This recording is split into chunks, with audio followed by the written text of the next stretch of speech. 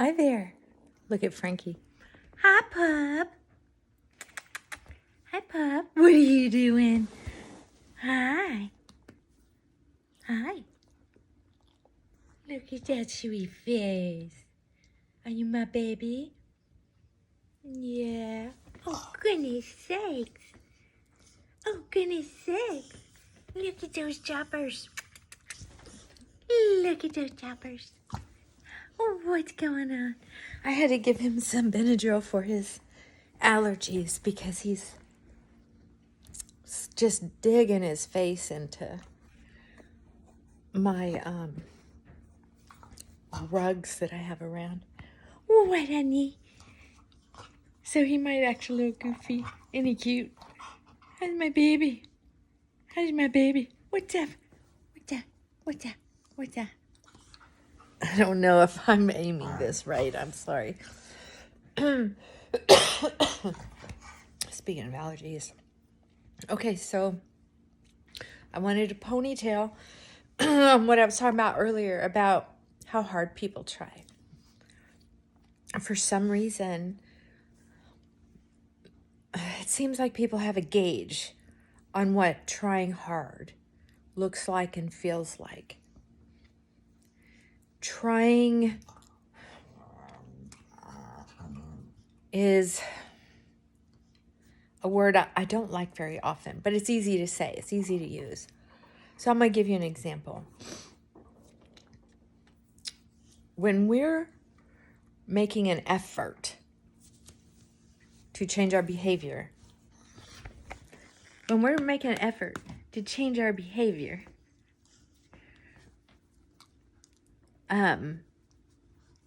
we can only gauge how challenging it is by how much effort we've put into it in the past, right? So we have no idea really how to push ourselves harder.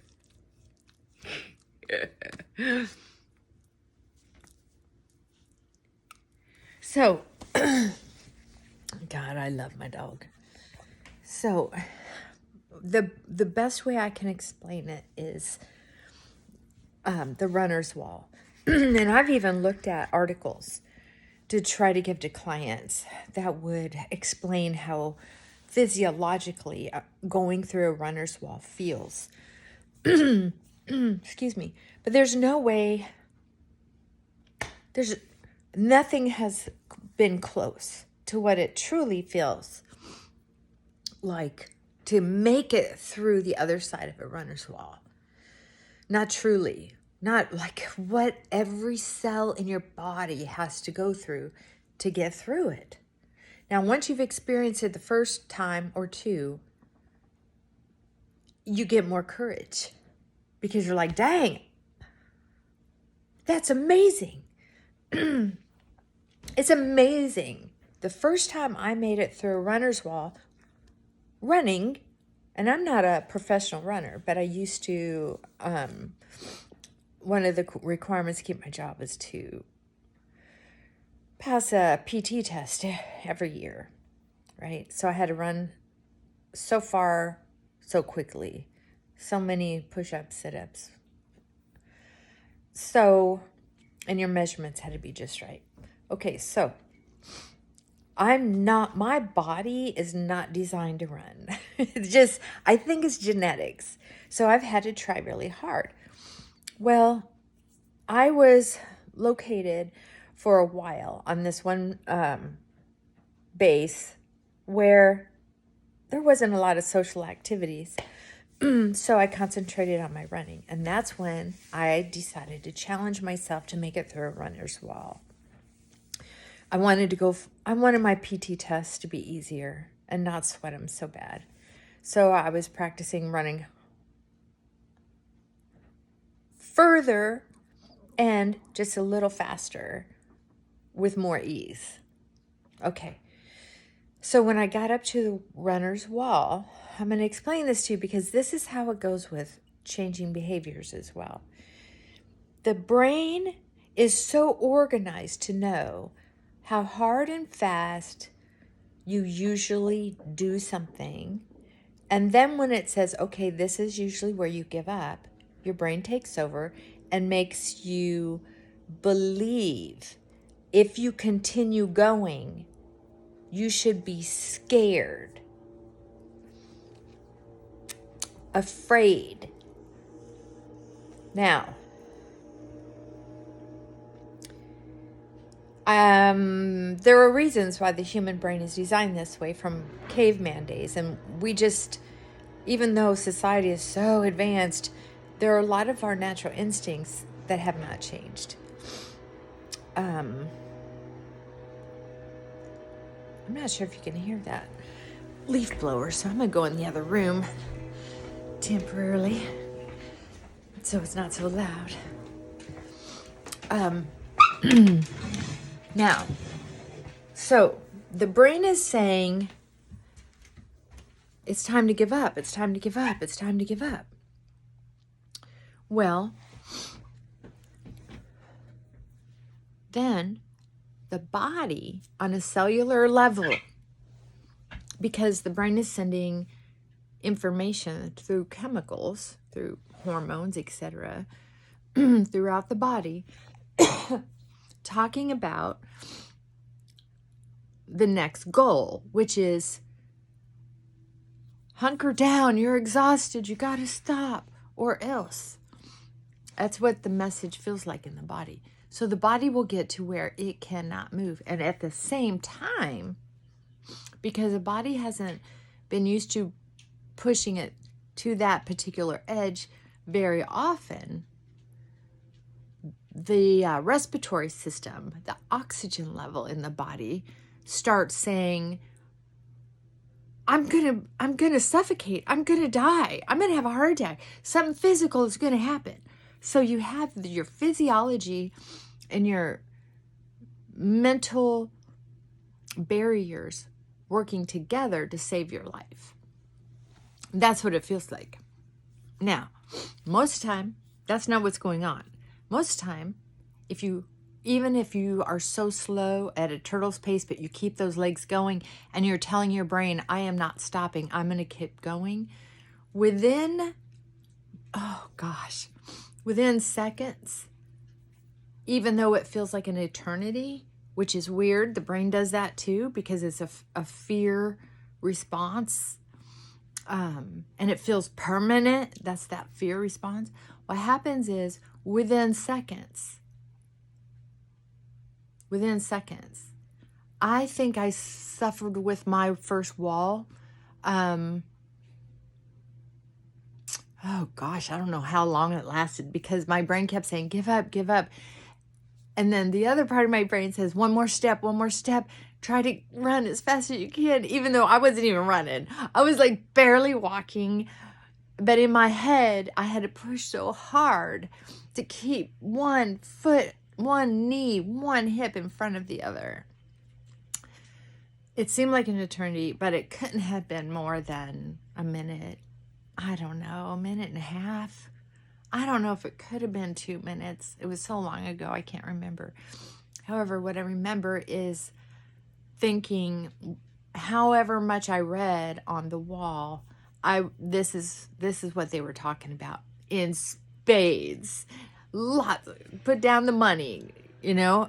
It was an amazing experience, and when I got on the other side and I had all this extra energy, all of a sudden I was getting oxygen. All of a sudden I had another big push of energy. I had a pep in my step. It was amazing. Now, if you put that up against the way when we're confronted with frustration, or the to-do list is just too overwhelming. So instead of giving up, like the runner's wall, instead of giving up and just barely walking home and giving up on the actual run, right? Instead of giving up on the list and going to lay down, you get up, stand at the kitchen counter or wherever, and start working on the to-do list and prioritize. If you're in an argument with someone, or someone's starting to point out your faults for forgetting something or not paying attention. The runner's wall then looks like, I need to defend myself like I always do. And then you're going to have the same 45 record playing over and over and over again. The conversation will remain the same. Instead of you saying, wow, you caught me. You're right, I was somewhere else. Or you're right, I know it looks like I should have remembered that, but dang, I didn't. To really be 100% honest about it, that's a wall. Because nobody wants to be honest about forgetting something that was important to someone else. And nobody likes their stuff pointed out when they are in an ADHD or in an ego spot. That's what I call it more than anything, is an ego spot. You know, you get the spotlights on you. It's like, okay, now what are you going to do? And people are like, quit picking on me. You know, how am I going to do when the spotlight's on me for doing good or bad or whatever? So it's kind of like, I'm a natural klutz. Have been my whole life. I could hardly, when I was young, I had so much on my mind, just blah, blah, blah, blah, as a child. I hardly ever was able to do the dishes without dropping a glass and breaking it. Or dropping something and making noise. So I got the message out loud, you're an imbecile, can't you do anything right? Basically. Imbecile. Yeah, that was my pet name for my mother. If you're older, you know what imbecile means. If you're young, you probably don't. So, let me put you down there. So there's all these messages going on that says, if you admit to what's going on, there's something, then it validates that you're a big loser, or whatever. So we have to be able to shut down all those voices, be in the moment, and be human, and say, I did not mean to disappoint you. I am practicing and working on being in the moment, so I'm less apt to forget things. But there are many times when you're talking that, or when other people are talking, not just you, that my brain goes in other places. And I don't know why, then I remember some things and don't remember other things. I apologize for hurting your feelings. That open communication, the confession, the practice at having self-discipline is something that's important to me right now. So thank you for pointing it out. I will continue practicing. And if you see me looking like I'm dazing off, ask me to repeat what you just said nicely. Would be a lot more beneficial for me. You know, sometimes we need help. It's practice, staying in the moment, and really instead of fearing a person and their judgment of us and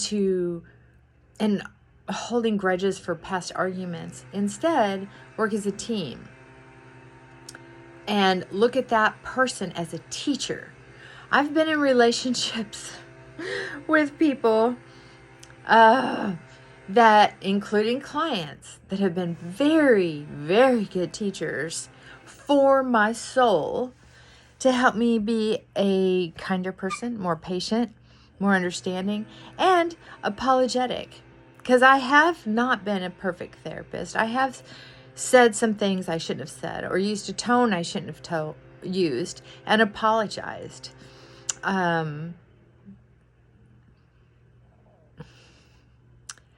It's important to be honest about our shortcomings so that we can work on our blessings. All right, I hope that helps clear up a little bit more. But I can tell you it gets easier with time, because then the brain is now structured that you get to do better, longer, like the run, before you hit another wall. And then the walls aren't so shocking. They're not so devastating. then the wall sounds more like, oh, this is something you didn't know. This is something you need to work on. You know, that little voice gets a little more positive. And it's a lot easier too when you're sharing these experiences, the victories and the challenges and the mishaps, with a therapist who can help encourage and steer you to try other experiments that might, you know, ways of looking at things and approaching things that might be easier for your personality type. Like for the ENs and the INs in the Myers-Briggs personalities, those personalities have a lot to do with being quiet, being in the moment, hearing what the other person says out of compassion, not because they make sense, not because they are intelligent, but simply because they're a human being and a child of God or whoever. It's out of learning to be respectful, even though you know, because of their personality types, that you're smarter than most of the people who have a mouth and a voice. So there's other personality types where it's simple information exchange. Okay, it's impolite to talk when somebody else isn't finished yet. And it's very beneficial to repeat what you heard them just say. Okay, what I heard you just say is this. Is that correct? Some personalities that works nicely for. And then there are some people who it's more like their personality types. It's more like lifting weights or like the running wall. You know, it's like, oh, okay, so if I just be quiet, listen, stay focused, I'll learn more, I'll be able to care about that other person more, and then I can share something with them. And there's some personality types that, because of their past, one of their deflections, this is so exciting. Once I get started on this, I don't know, I might have to make a couple more videos, is that they'll deflect by talking a lot. And because they're so busy on talking and talking, they can't hear at the same time. And if they do hear, they shut it out. And they'll notice, or one of the invitations the therapist can do is say, when you went on, how many outings did you go on this week? Yeah. What did they learn about you? Oh, blah, I shared this, I shared that. And I'm like, okay, what did they get to learn about you? Or what did you get to learn about them? Oh, they're a good listener. That's about the only thing on that list. Like, okay, so the next time you go, you have to be able to leave space in between what you're saying so that they have a chance to respond. Matter of fact, have a couple questions. Or maybe even say, the last time we got together, or the last couple times we got together, I did all the talking. And I want to thank you because I feel like I had such a release. But then I was thinking, I talked so much I didn't get to know you. And I want to. Or I didn't get to hear how you experienced Disney World or the park or your holiday weekend or how much you enjoy working in the yard or whatever the topic is, right? So that way you can gracefully invite them to give you another shot. Yeah. So anyway, that was my third video on this topic, my second supplement. So if you have anything you'd like to share, or any victories or challenges you've had, or you know how you've worked through them, or what, you know, questions on if you're looking for options or different insights that you've had, and maybe I'll make another video on it, but we'll see. I'm gonna go check on my laundry. All right, love you. Bye for now.